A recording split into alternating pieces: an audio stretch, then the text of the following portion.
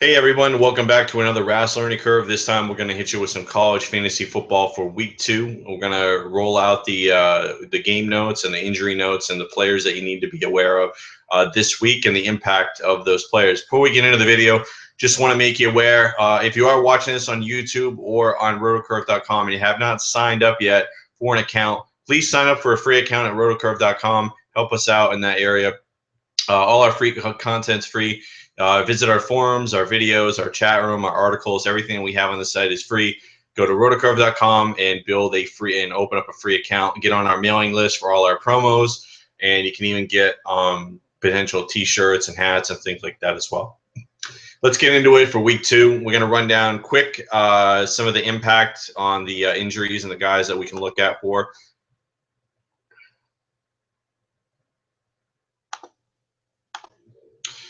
All right, let's go down kind of what happened week 1.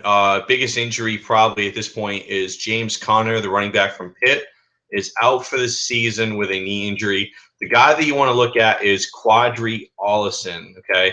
Pitt might not be in most game sets. He's probably going to be on secondary sites, but he's probably not going to be on FanDuel and DraftKings because they're playing Akron, so we just wait and see. But again, if Pitt's in the game set, Quadri Allison is almost a must play. It's going to be extremely cheap.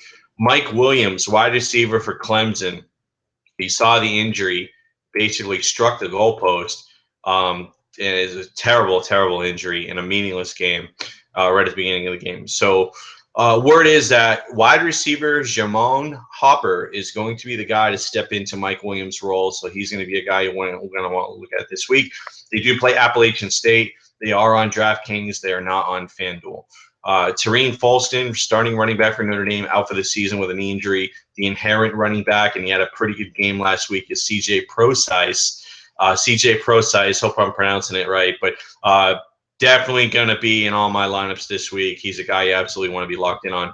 Taysom Hill, quarterback for BYU, had a monster game and then ended up having a foot injury, out for the season. Tanner Magnum is the backup, and he will now be the starting quarterback for BYU. Rock Thomas, running back from Auburn, had an undisclosed injury and left the game. He did win the running back spot job in Auburn. Peyton Barber, not Jomon, was the guy that came in. Peyton Barber came in and had a monster game. So Peyton Barber is going to be a guy you're going to want to look at the running back position for Auburn. This one is he's not out, but he's not 100%, and he looked horrible as Luke Falk, starting quarterback, Washington State. I watched this game, and they looked horrible against Portland State.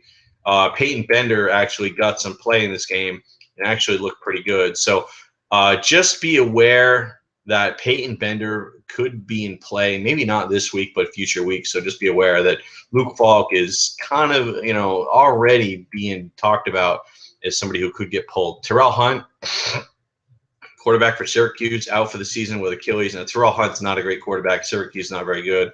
Just want to let you know, Eric Dungy is now going to be the starter. Probably not somebody I would use. This is an injury that happened before the season started, but they do play Florida this week. Is Kurt Benkert, the starting quarterback for East Carolina, out with a knee injury. Blake Kemp is the quarterback. Now, they get a very tough matchup against Florida, so probably don't want to use him there. This is an injury. Keep an eye on. We don't know if this is going to be, something. It definitely means I don't think I'm going to want to play Corey Clement this week. Corey Clement's dealing with a groin issue.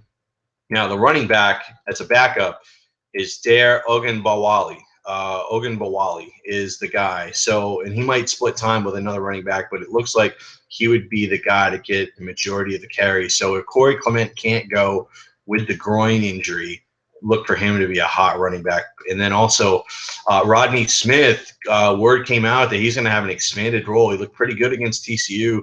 Roderick Williams really didn't do much. Rodney Smith, running back from Minnesota, could be a guy that you're going to want to look at, and pretty affordable at this point. So that's going to wrap it up for this week. Those are the major injuries and the impact and the players that you're going to want to look at for college fantasy football week 2. And hit us back here later on. We're going to have more videos for week 2 college fantasy football, the early and the late slate for FanDuel and for DraftKings. Again, head over to rotocurve.com, sign up for a free account, take advantage of all the free content that we have. No paywall, no subscriptions. No sign-up fees. Just hit it hard and win some cash. Thanks again, guys.